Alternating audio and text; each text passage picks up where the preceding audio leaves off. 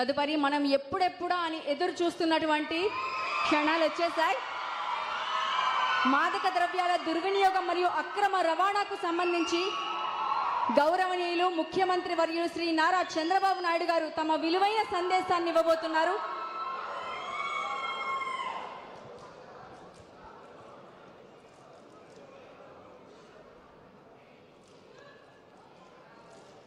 వేదిక పైనున్న ప్రజాప్రతినిధులకి, ఈరోజు ఈ కార్యక్రమానికి వచ్చినటువంటి యువతీ యువకులందరికీ, పిల్లలందరినీ చూస్తూ ఉంటే చాలా జోష్ వస్తూ ఉంది, చాలా ఉత్సాహంగా ఉన్నారు. మీ అందరికీ మనస్ఫూర్తిగా నమస్కారాలు. ఈరోజు మన అందరం కూడా ఒక మంచి కార్యక్రమానికి శ్రీకారం చుడుతున్నాం. మన సమావేశమే ఒక మంచి కార్యక్రమం కోసం. గట్టిగా చెప్పాలి. నేను డ్రగ్స్ అంటే ఏం చెప్తారు? గంజాయి అంటే డ్రగ్స్, డ్రగ్స్, డ్రగ్స్, గంజాయి, గంజాయి. యువత గొంతేమైంది?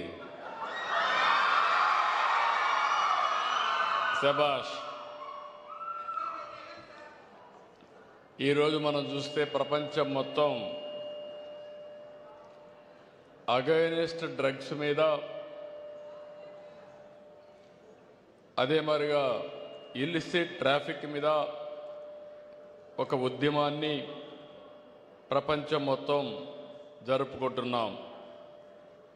1987లో ఐక్యరాజ్య సమితి జూన్ 26ని డ్రగ్ వ్యతిరేక దినంగా నిర్వహించుకోవాలని నిర్ణయించారు. దాన్ని మనం ఏ విధంగా ముందుకు తీసుకుపోయే పరిస్థితికి వచ్చాం. నేను ఒకటే ఇక్కడుండే యువతకందరికీ విజ్ఞప్తి చేస్తున్నా, రాష్ట్రంలో ఉండే ప్రజలందరికీ విజ్ఞప్తి చేస్తున్నా. ఎన్నికల ముందు నేను చాలా విషయాలు మాట్లాడాను. నేను ఒక మాట కూడా చెప్పాను. నేను వస్తానే ఎవరైనా రౌడీలు కానీ తోక తిప్పితే తోక కట్ చేస్తానని ఆ రోజు చెప్పాను. నేను లా అండ్ ఆర్డర్లో చాలా సమస్యలు చూశాను. ఆ రోజు మీరందరూ చూస్తే తీవ్రవాద సమస్య. దీనివల్ల ప్రజలకు సేఫ్టీ ఉండదు, ప్రజల జీవితాలన్నీ కూడా అతలాకుతలమవుతాయనే ఉద్దేశంతో నేను ఒక పిలిపిచ్చాను, నేను పోరాడాను. ఇంకొక పక్క రాయలసీమలో ముఠా కక్షలు కుటుంబాల్ని పూర్తిగా హతమార్చే పరిస్థితి. ఆ రోజు సినిమాలు కూడా తీసేవాళ్ళు. నేను ఆ రోజు ఒకే మాట చెప్పాను, ఇక రాబోయే రోజుల్లో ముఠా కక్షలు ఉండడానికి వీలు లేదు అని చెప్పి రాయలసీమలో ముఠాలను అణిచివేసిన వ్యక్తిని, అణిచివేసిన పార్టీ తెలుగుదేశం పార్టీ అని చెప్పి విజ్ఞప్తి చేస్తున్నా. ఇంకొక పక్కన మత విద్వేషాలు రెచ్చగొట్టి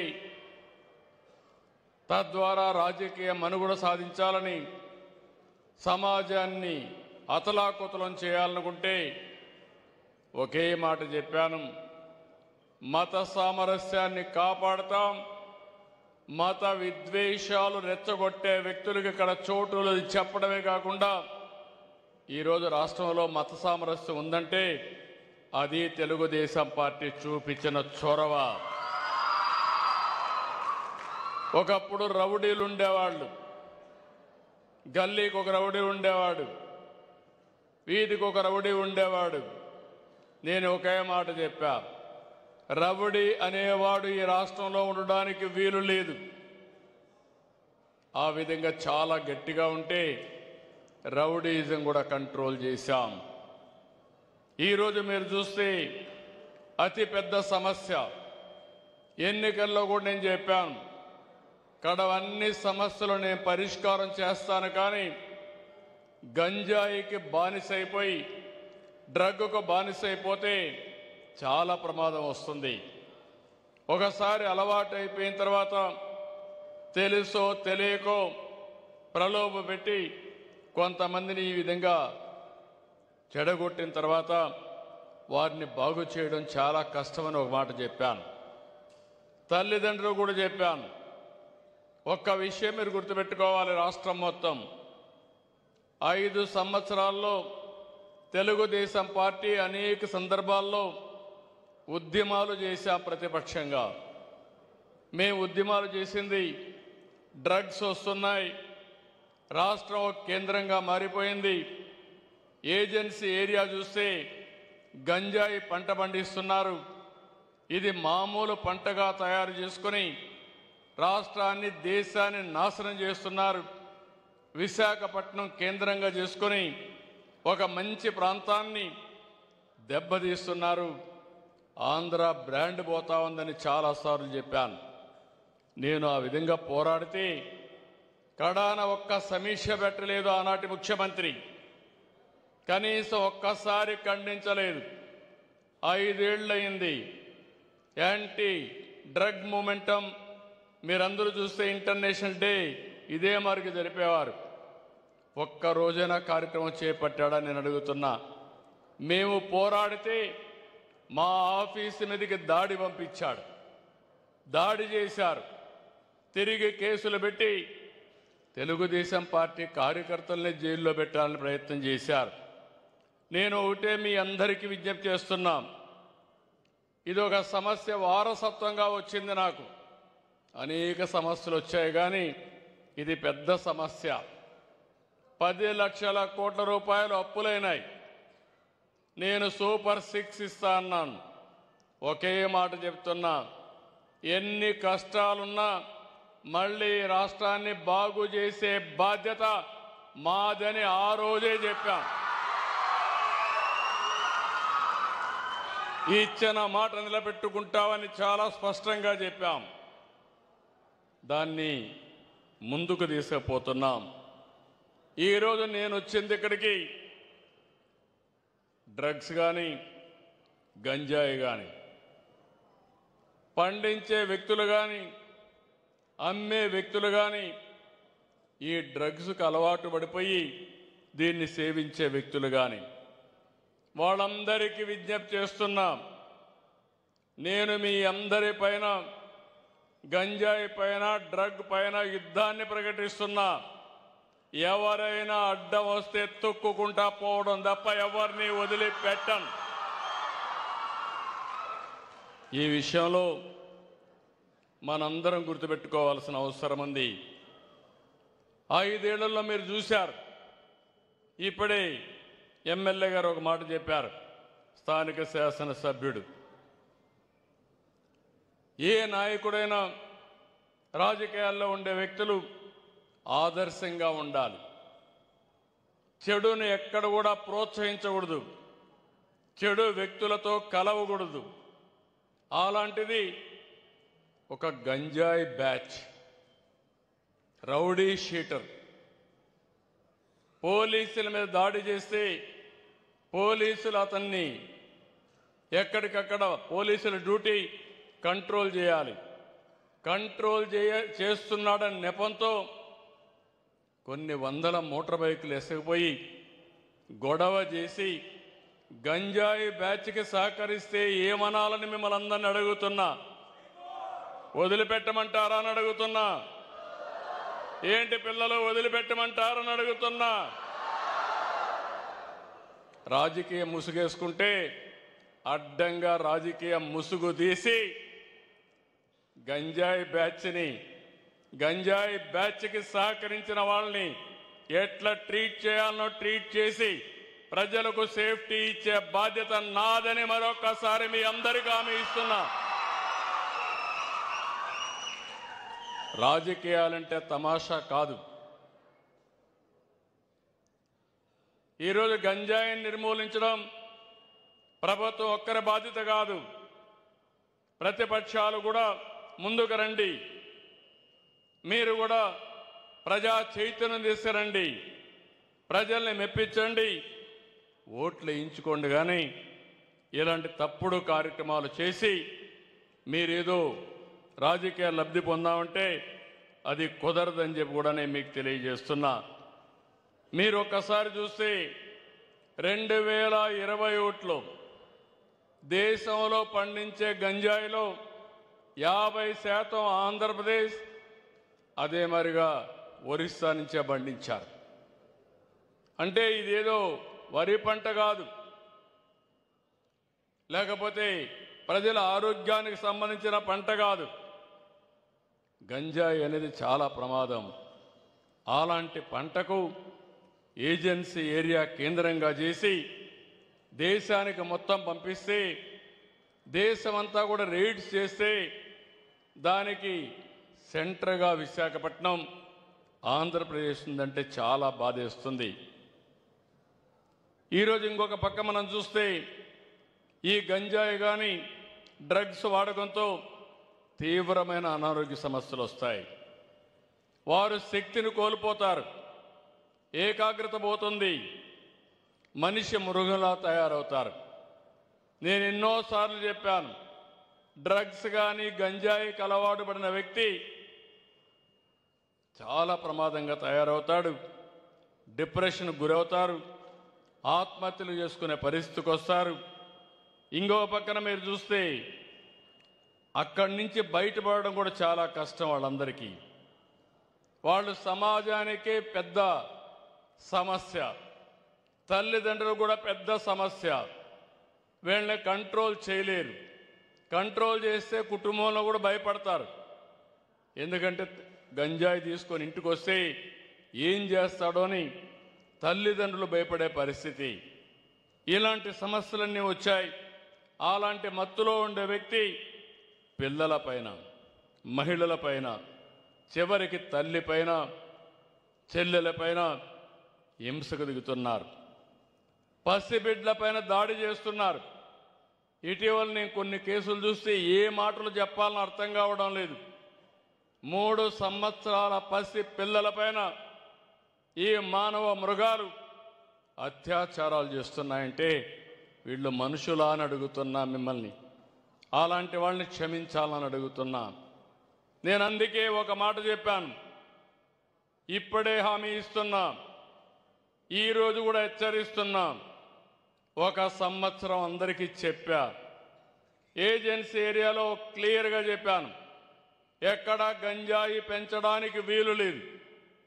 10,000 ఎకరాల్లో గంజాయి ఉంటే ప్రత్యామ్నాయ పంటలన్నీ కూడా ఇచ్చి గంజాయిని నిర్మూలించే ప్రయత్నం చేశారు. శాటిలైట్ ద్వారా సమాచారం తెప్పిస్తున్నాం, గూగుల్ ద్వారా సమాచారం తెప్పిస్తున్నాం, డ్రోన్స్ పంపిస్తున్నాం. మీరు ఎక్కడైనా సరే గంజాయి పెంచితే మాత్రం మిమ్మల్ని వదిలిపెట్టనని హెచ్చరిస్తున్నా. ఇంకో పక్క కొన్ని దిక్కలు నేను చూస్తున్నాను, కొంతమంది గంజాయి అమ్మే పరిస్థితి వచ్చారు. మామూలు షాపుల్లో గంజాయి అమ్మక కేంద్రాలుగా తయారైపోయినాయి. ఇప్పుడు అవన్నీ కూడా మనం గట్టిగా టైటన్ చేస్తే ఇప్పుడు కొత్తగా మెడికల్ షాప్లో మత్తు పదార్థాలు అమ్మే పరిస్థితికి వచ్చారు. అంటే ఎక్కడికి పోతున్నా నాకైతే అర్థం కావడం లేదు. దీనిపైన కూడా నేనే పేరు పెట్టాను, ఈగలని. రాష్ట్రం మొత్తం ఇలాంటి వ్యక్తులపైన డేగ కన్నేశాం. 3వ కన్ను చూస్తానే ఉంటుంది. మిమ్మల్ని ఎవ్వరిని వదిలిపెట్టనని మరొకసారి హెచ్చరిస్తున్నా. మారితే మారండి, మారకపోతే ఈ రాష్ట్రంలో ఉండడానికే మీకు అర్హత లేదు. ఈ విషయం మీరు గుర్తుపెట్టుకోండి. ఎవడైనా సరే ఆడబిడ్డల జోలుకొస్తే అదే చివరి రోజు. శాశ్వతంగా మత్తు దిగిపోతుంది. ఆ విషయం కూడా వీళ్ళు గుర్తుపెట్టుకోవాలి. వెన్నెముకలో వణుకు పుట్టాలి. నేను మిమ్మల్ని కూడా ఒకటి విజ్ఞప్తి చేస్తున్నా, ప్రభుత్వం చేయాల్సిన అన్ని చేస్తాం. నేను ఒకసారి యుద్ధాన్ని ప్రకటించానంటే మీరు అర్థం చేసుకోవాల్సిన అవసరం ఉంది. అయితే ఇలాంటి సమస్యలు వచ్చినప్పుడు కొంతమందిని మార్చుకోవాల్సిన కూడా అవసరం ఉంది. అందుకే మీరు ఒకసారి చూస్తే పగడ్బందీగా చర్యలు తీసుకుంటున్నాం. ఇంకో పక్క విశాఖపట్నం, రాజమహేంద్రవరం, విజయవాడ, గుంటూరు, తిరుపతిలో ఎన్డీపీఎస్ కేసుల కోసం ప్రత్యేకమైన ఫాస్ట్ ట్రాక్ కోర్టు కూడా పెడుతున్నాం. 26 జిల్లాల్లో నార్కోటిక్స్ కంట్రోల్ సెల్స్ కూడా ఏర్పాటు చేశాం. ఇప్పుడే చాలా స్కూల్స్లో కూడా మీరు చూస్తే ఈగల్ సెల్స్ కానీ, ఈగల్ టాస్క్ ఫోర్స్లు కానీ 4786 పాఠశాలల్లో, కాలేజీల్లో ఈగల్ క్లబ్లు కూడా ఏర్పాటు చేశాం. ఎన్నో అవగాహన సదస్సులు పెడుతున్నాం. అయితే ఇక్కడ మీరు చేయాల్సింది, మీ అందరి మీద ఒక బాధ్యత ఉంది. ఇదేదో ప్రభుత్వం ఒకటే చేయాలి, మేము మాత్రం చేయమంటే చాలా కరెక్ట్ కాదు. మీకు తెలియకుండా ఏమీ జరగడం లేదు. కొంతమంది మాకెందుకు అనుకుంటున్నారు, కొంతమంది ఇదంతా కూడా సీఎం బాధ్యత అనుకుంటున్నారు. నేను చేస్తాను. నాకు సహకరించే బాధ్యత మీరు తీసుకోవాల్సిన అవసరం ఉంది. మీకు ఒకరిద్దరికి భయం ఉంటే మీరు నేరుగా నెంబర్ ఇచ్చాం. ఏదైతే ఈరోజు 1772 నెంబర్, అది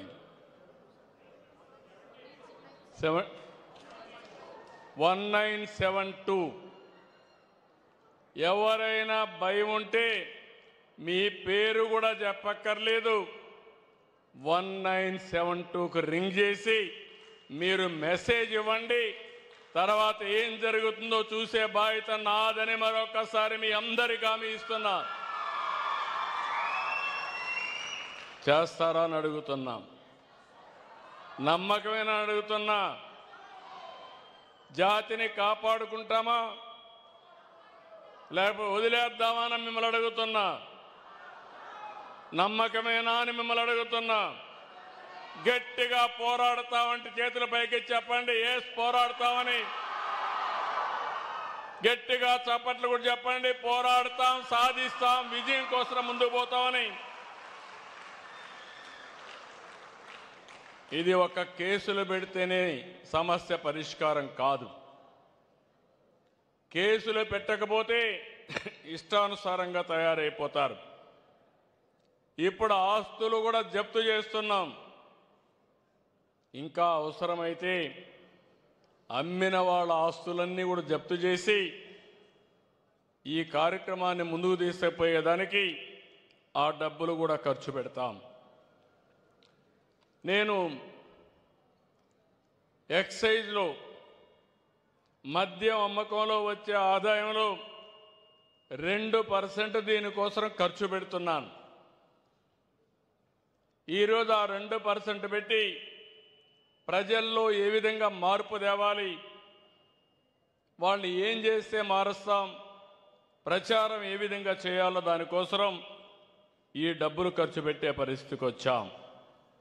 ఇవన్నీ కూడా నేను మిమ్మల్ని అందరినీ ఒకటే కోరుతున్నా. మనమందరం ఇటీవల కాలంలో సినిమాలకు కూడా ఒకటే విజ్ఞప్తి చేస్తున్నా. సెలబ్రిటీస్ అందరూ ముందుకు రావాలి. సమాజం హితం కోరే ప్రతి ఒక్క వ్యక్తి ముందుకు రావాలి. మీరు కూడా ఒక ఇన్ఫ్లుయెన్సర్స్గా తయారై సోషల్ మీడియాలో ఉండేవాళ్ళు కూడా ముందుకొచ్చి ఎక్కడికక్కడ ప్రజా చైతన్యం కోసం వాళ్ళు కూడా సహకరించే విధంగా ముందుకు పోవాలని చెప్పి కోరుతున్నాను. రాష్ట్రంలో ఒక 56 డీ అడిక్షన్ సెంటర్స్ కూడా పెడుతున్నాం. అవసరమైతే 3 ప్రాంతాల్లో 3 world class de addiction centres కూడా పెడతాం. అక్కడుంటే బెస్ట్ ప్రాక్టీస్ ఎక్కడున్నాయో అవన్నీ తీసుకొస్తాం.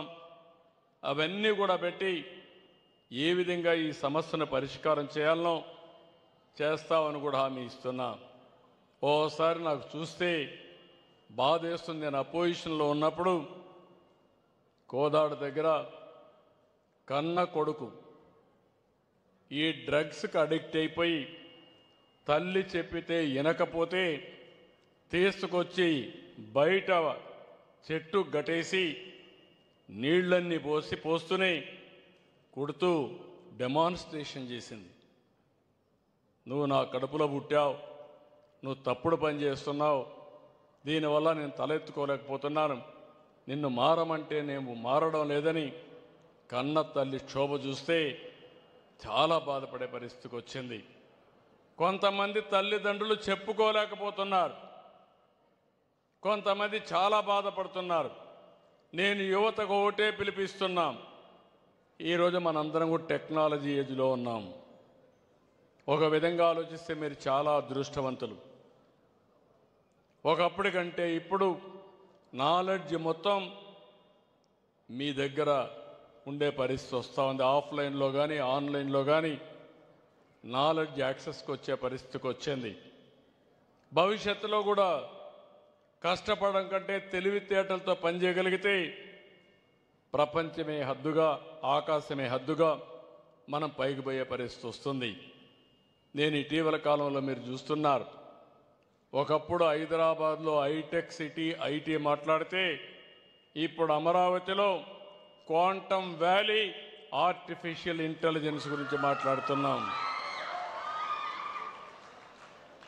ఇలాంటి సమయంలో ఒక మంచి అవకాశాలు వచ్చే ఈ సమయంలో ఎక్కడికక్కడ మనం చూస్తే ఇలాంటి గంజాయి, అదే మాదిరిగా డ్రగ్స్ మీద పోరాడే పరిస్థితి వస్తూ ఉందంటే బాధేస్తుంది నాకు. ప్రపంచంలో మనం పోటీ పడవలసిన అవసరం ఉంది, కానీ అదే సమయంలో ఈ సమస్య కానీ ఇంకా పెరిగితే చాలా ప్రమాదాలు వస్తాయని చెప్పి కూడా నేను మీకు తెలియజేస్తున్నా. అందుకే ఈ సంవత్సరం నేను ప్రత్యేకంగా వచ్చాను. దీనికి ఒక కేబినెట్ సబ్ కమిటీ ఉంది, అధికార యంత్రాంగం పనిచేస్తున్నారు. మళ్ళీ నేను కూడా వచ్చి ఈ మెసేజ్ ఇస్తున్నా. ఈ రోజటి నుంచి ఒకటే హెచ్చరిస్తున్నా, ఈ ఒక్క సంవత్సరంలో ఎవరైతే పంట పండించే వాళ్ళందరూ ఇప్పటికే కంట్రోల్ చేసుకున్నారు. ఎవరైనా సరే బయట నుంచి తెచ్చి ఇక్కడ అమ్మినా వాళ్ళని కూడా వదిలిపెట్టను. మన రాష్ట్రంలో దగ్గర దగ్గర 30 లక్షల మంది వేరే ప్రాంతాల నుంచి, వేరే రాష్ట్రాల నుంచి చిన్న చిన్న పనులు చేయడానికి ఇక్కడికి వస్తున్నారు. మైగ్రేషన్ లేబర్ వస్తున్నారు. వాళ్ళు వచ్చేటప్పుడు అక్కడ పండించే గంజాయి తీసుకురావడం, ఇక్కడ కూడా డిస్ట్రిబ్యూట్ చేసే పరిస్థితికి వస్తున్నారు. వాళ్ళకు కూడా చెప్తున్నా, అలాంటి వాళ్ళ పట్ల ఎక్కడ పనిచేసినా అక్కడ పనిచేయించుకునే వ్యక్తులు జాగ్రత్తగా ఉండాలి. సమాజ హితం కోసం మిమ్మల్ని అందరినీ కోరుతున్నా. ఈరోజు పోలీసింగ్ అనేది పోలీసులు చేయడమే కాదు, ప్రజలు కూడా పోలీసింగ్ చేసే పరిస్థితి రావాలి, అధ్యయనం చేసుకునే పరిస్థితి రావాలి.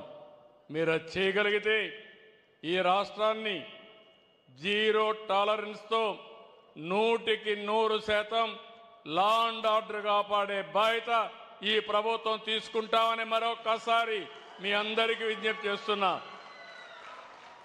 ఈరోజు రాష్ట్రంలో మీరు చూస్తున్నారు టెక్నాలజీ. నేను రాత్రిలో డ్రోన్స్ పంపించి పెట్రోలింగ్ చేసే పరిస్థితికి వస్తున్నాం. ప్రతి జిల్లాలో, ప్రతి ప్రాంతంలో సీసీటీవీ కెమెరాలు పెట్టి ఎక్కడికక్కడ రియల్ టైంలో లా అండ్ ఆర్డర్ కాపాడే పరిస్థితికి వస్తాం. ఇంకా వినూత్నమైన మార్గాల ద్వారా ఏమేం చేయాలో అన్నీ చేస్తాం. కానీ అన్నీ చేసినా ప్రజల నుంచి సహకారం లేకపోతే అనుకున్న లక్ష్యాన్ని మనం నెరవేర్చలేం. నా నమ్మకం మీ మీద. మొన్న ఎన్నికల్లో చూశాను, నేను ఒక పిలుపిచ్చాను. మా మిత్రుడు పవన్ కళ్యాణ్ గారు, నేను, బీజేపీ కలిసి ముందుకొచ్చాం. మీకు హామీ ఇచ్చాం. హామీ ఇస్తే నా జీవితంలో ఎప్పుడూ చూడని విజయాన్ని 94% స్ట్రైక్ రేట్ అంటే ఇది ఒక చరిత్ర, ఇది ఒక నమ్మకం.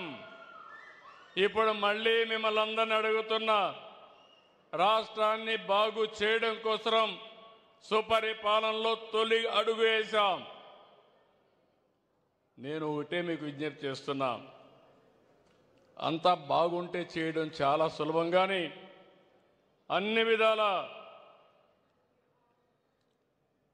అధ్వానమైన పరిస్థితిలో ఈరోజు ఉన్నాం. అందుకే ఈరోజు రాష్ట్రంలో తొలి సంవత్సరంలో ఏ విధంగా చేయాలనో చాలా వరకు చేసి కంట్రోల్ చేశాం. ఈ రెండో సంవత్సరం ప్రధానమైన సమస్యలపైన మళ్ళీ దృష్టి పెట్టాను. ఈ సమస్యలు కంట్రోల్ చేసి తర్వాత మీరు చూస్తే నేను చెప్పిన హామీలు నెరవేర్చడమే కాకుండా ఇక్కడుండే పిల్లలందరూ ఉన్నారు. నేను పనిచేసేది ఈ రాష్ట్రం బాగుండాలని, అందరూ ఆనందంగా ఉండాలని, ఆరోగ్యంగా ఉండాలని, ఆర్థికంగా వెసులుబాటు రావాలని ధ్యేయంతో పనిచేస్తున్నాను. ఈ పిల్లల భవిష్యత్తు బంగారు భవిష్యత్తు కావాలనేది నా ఆకాంక్ష, నా కోరిక. విభజన జరిగిన తర్వాత కొన్ని కష్టాలు వచ్చాయి, కొన్ని ఇబ్బందులు కూడా మనకు వచ్చాయి. 1924 పరిపాలన వల్ల మళ్ళీ మనం చాలా ఇబ్బందులకు వెళ్ళిపోయాం. మొత్తం రాష్ట్రం అంతా కూడా అన్ని వ్యవస్థలు విధ్వంసానికి గురైనాయి. ఇప్పుడు మీలో కూడా కనీసం గంజాయి, డ్రగ్స్ కానీ పూర్తిగా పరిరక్షించుకోలేకపోతే జాతి నిర్వీర్యం అయిపోతుంది. ఆ సమస్యల నుంచి బయటపడాలంటే ప్రజా చైతన్యమే మార్గం. మీరు ముందుకు రండి, మీకు అండగా మేము ఉంటాం. తప్పకుండా మళ్ళా నా ఆలోచన ఒకటి, 2047కి ప్రపంచంలోనే తెలుగు జాతి నెంబర్ 1 జాతిగా ఉండాలనేది నా ఆకాంక్ష, ఆలోచన.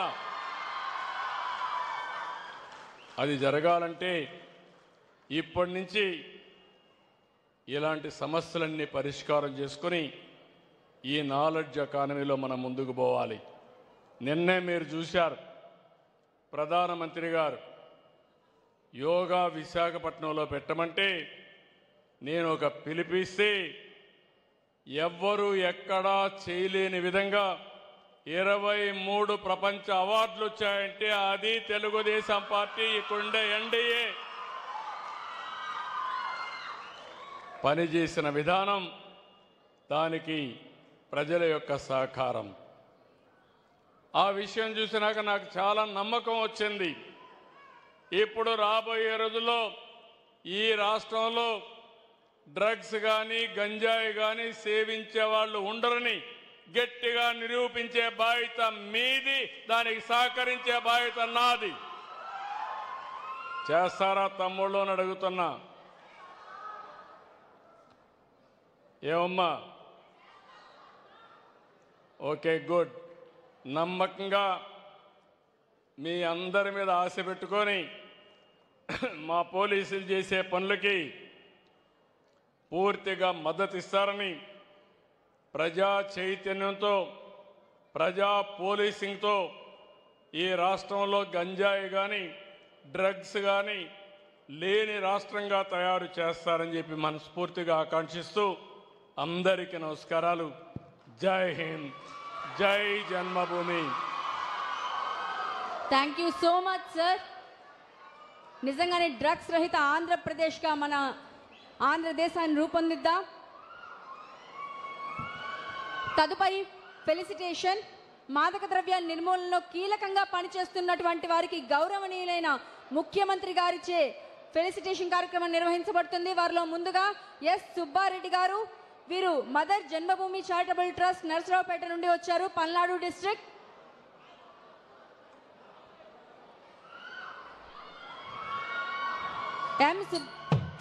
ఎస్ సుబ్బారెడ్డి గారు. తదుపరి ఎం జ్ఞానేంద్ర బాబు గారు. వీరు ఆల్కహాల్ అనానిమస్ గ్రూప్ ఆర్గనైజర్ నుండి వచ్చారు. ఆల్కహాల్ అనానిమస్ గ్రూప్ ఆర్గనైజేషన్ నుండి వచ్చారు వీరు. ఎం జ్ఞానేంద్ర బాబు గారు.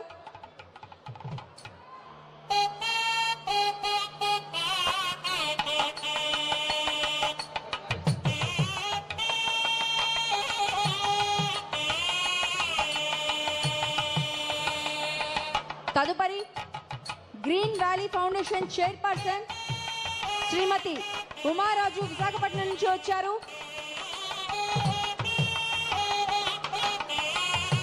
తదుపరి మెడోనా హై స్కూల్ నుండి స్పెషల్ టీచర్ ఆర్ కమలా కుమారి గారు వచ్చారు. వీరికి గట్టిగా మీ అందరూ మీ కరతాళ ధ్వనుల ద్వారా అభినందనలు తెలియజేయవలసిందిగా కోరుతున్నాం.